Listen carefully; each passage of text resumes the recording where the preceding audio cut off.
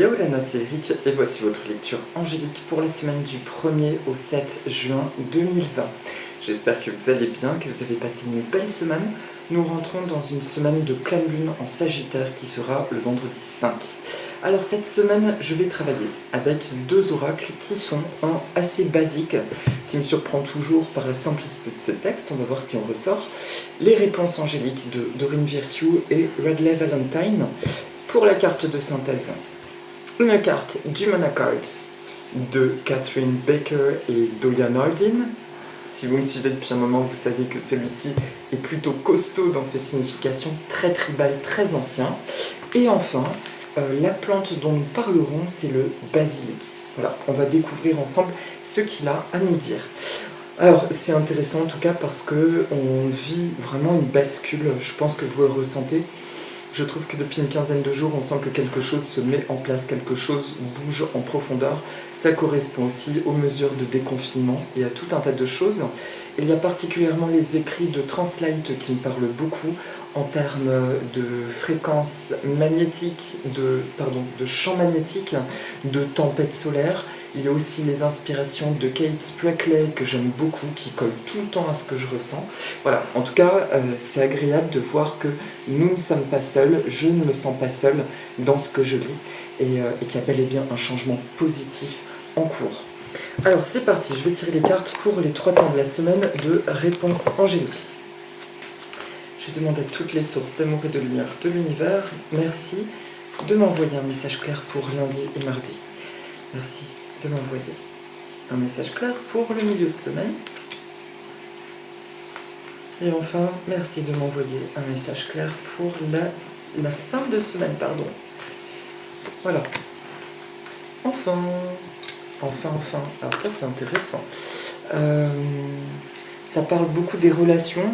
Et je vous cache pas que je me suis absolument pas penchée sur la pleine lune pour ne pas être influencée justement. J'irai voir après.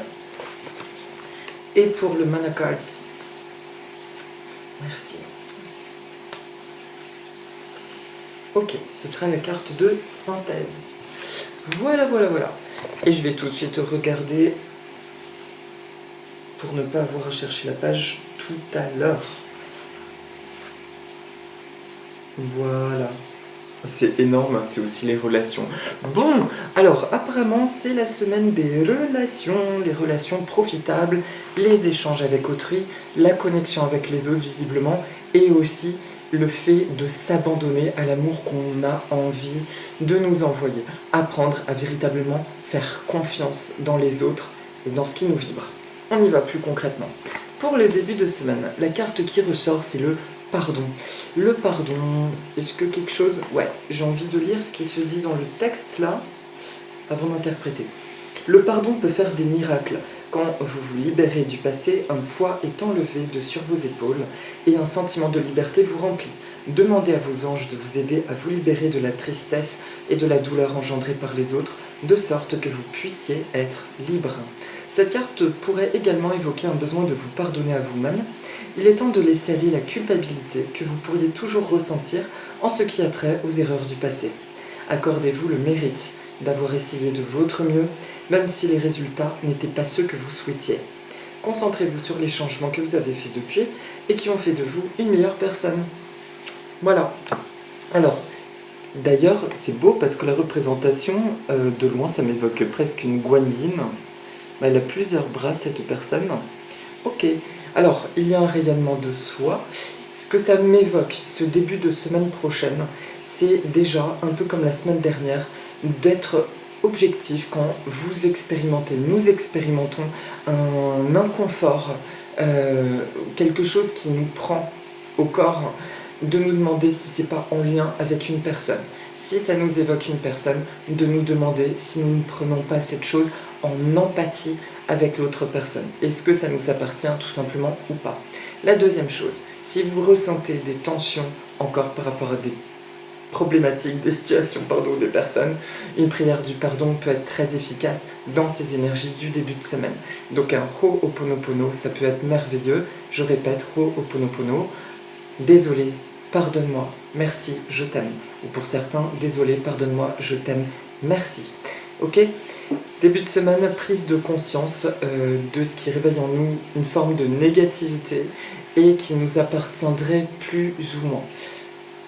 Si on ressent qu'on partage une blessure avec quelqu'un, qu'il y a quelque chose qui est encore actif parce qu'on a la sensation que quelqu'un nous a fait du mal ou qu'on culpabilise parce qu'on a la sensation d'avoir fait du mal, c'est l'occasion de pardonner avec le sourire.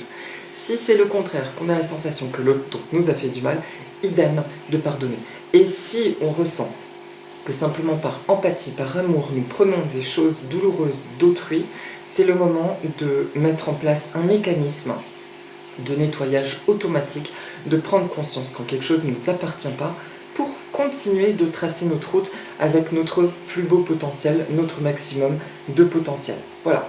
Début de semaine propice à l'énergie du pardon. Tout ça encore pour être le plus disponible possible pour les opportunités de la vie, pour ce qu'elle a à nous offrir et ce que nous avons tout simplement à faire ces temps-ci pour construire notre vie, pour mettre en place des bonnes choses qui nous font avancer, qui nous propulsent littéralement en avant. Pour le milieu de semaine prochaine, demander l'aide des autres. Donc on continue dans cette histoire de relation. Cette fois-ci, après avoir fait le pardon, on nous dit bien, sois attentif. C'est pas parce qu'il y a eu peut-être des tensions, des mémoires douloureuses du passé qu'il ne faut pas aller de l'avant. Au contraire, essaye de t'affranchir de tout ça, d'avoir conscience que ce qui a été douloureux, c'était lié à des expériences de vie, c'était lié à des choses à libérer en toi, en moi, en nous. D'accord ? Maintenant, on avance. Je sais, ça paraît évident, mais on a tous eu plus ou moins des espèces de filtres et c'est particulièrement visible dans les relations sentimentales, émotionnelles, où bien souvent il y a des filtres qui se rajoutent au fur et à mesure de rupture ou de déception et qui peuvent nous empêcher d'avoir simplement accès à un amour simple, authentique et sincère. Okay ? Donc là, c'est intéressant par rapport à la dynamique de recevoir de l'aide, de l'affection, de l'amour d'autrui, d'être simplement attentif à nos filtres et de leur dire « Ok, je vous remercie, c'est ok, mais j'ai confiance, je suis parfaitement protégé. » Et les anges m'envoient cette info là tout de suite. Je me sens d'autant plus protégé depuis que j'ai compris ce qui est important dans ma vie, ce qui me fait du bien. Je le répète dans toutes mes vidéos, c'est bien de pratiquer des choses qui nous font du bien. Moi, c'est vraiment la danse et m'occuper de mes plantes et de mes animaux qui me ressourcent profondément. Bien là, j'ai pas pu pendant une semaine avec ma petite ratoune qui avait été opérée. Ça m'a mis raplapla. Et là, j'ai ressenti le besoin de reprendre mes activités physiques. Et j'ai l'impression que tout se remet en place, et même en termes d'énergie intérieure. Ok ?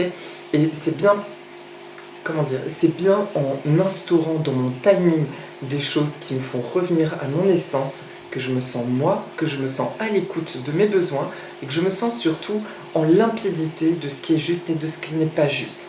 Et donc, par extension, ça m'aide aussi à ressentir quand quelque chose de désagréable m'appartient ou pas. Ou alors, ou si j'ai quelque chose à régler. Vous voyez, l'idée c'est de créer un monde intérieur qui est notre ressource, notre point de ressource. À partir du moment où nous avons ça, nous voyons tout avec un plus grand détachement, nous sommes plus aptes à être dans l'instant présent et à accueillir les choses.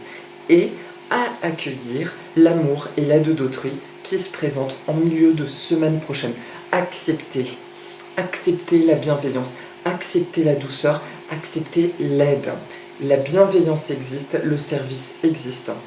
Et plus je m'autorise à recevoir, et plus je peux offrir au monde. Donc c'est normal. Ok ? Voilà. Bon, j'arrête parce que blabla, ça y est, là je suis partie en cacahuète. Le dernier truc que je veux dire par rapport au fait d'accepter l'aide d'autrui, c'est que il y a aussi des vagues dans la vie, j'ai remarqué, cycliques.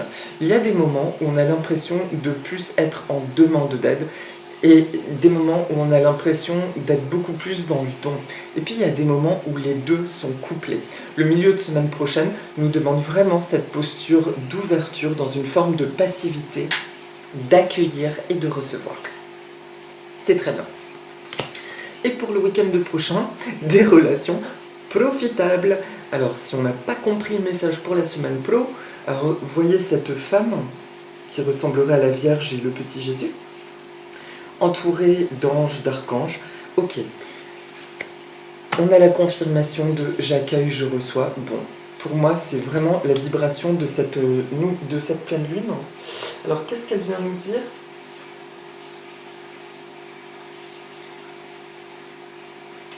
Elle focalise le regard sur le mouvement constructif, l'optimisme, l'expansion, notre réputation au milieu des autres. Voilà une phrase depuis l'almanach de Bérengère, Tapsikarma. Donc des relations profitables, de ce que je ressens le week-end prochain, nous sommes dans cette continuité et il nous est conseillé énergétiquement de profiter de cette vibe pour nous amuser dans nos relations. Quand je dis nous amuser, c'est de profiter vraiment de cette tendresse, de cette affection avec les êtres qui nous sont chers, humains, animaux, peu importe, d'être connecté à ça. Et on m'envoie une sensation de ces 4 derniers jours de la semaine pro, enfin les 5 plutôt à partir de mardi, seront dédiés à une douceur intérieure, à une réceptivité. Break, on se pose, on reçoit, on profite. Ça ne signifie pas que nous ne serons pas dans l'action, mais ça signifie que les choses auront un potentiel de plaisir, de prendre beaucoup de plaisir et de se reposer intellectuellement, intérieurement, dans ce que nous avons à faire. Voilà, voilà pour le week-end prochain, nous profitons. C'est terminé pour la semaine et pour la petite carte de synthèse. En général, c'est un peu plus fastidieux. La carte qui ressort, c'est Pohaku. Pohaku qui signifie relation, pour changer. Alors le chant que je vais vous écrire dans le petit texte, Eholaka Pohaku Aremakeka Pohaku. There is life in the stone, il y a la vie dans la pierre et la mort dans la pierre. Alors c'est étrange parce que c'est un truc qui est ressorti, c'est une carte qui est ressortie récemment. Donc les pierres représentent les dieux, la terre et les relations. Elles symbolisent aussi les relations étroites que les Hawaïens ont avec la terre ou les uns avec les autres. Les pierres peuvent être utilisées pour représenter une relation avec quelqu'un ou avec d'autres personnes qui sont décédées. Ou alors avec les Aumakua, les ancêtres, ou alors avec une divinité. Elles peuvent contenir le mana, le pouvoir, et elles sont traitées, elles devraient être traitées avec respect.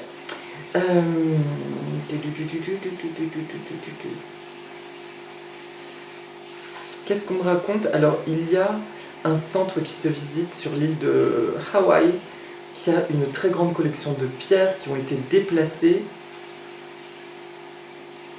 de l'île par des touristes et qui ont seulement été rendues en raison, they were believed to bring, parce qu'elles étaient supposées apporter des cauchemars, un mal-être et une malchance. Ça c'est pour représenter leur caractère sacré. Il y a aussi une symbolique de fertilité, en fait c'est parce que c'est en anglais que je traduis. Le Pico, Word for Family, Power, Umbilical Cord, interprétation, donc ça symbolise les relations, la life or death, et ça indique aussi qu'il y a de la vie et de la mort dans les relations.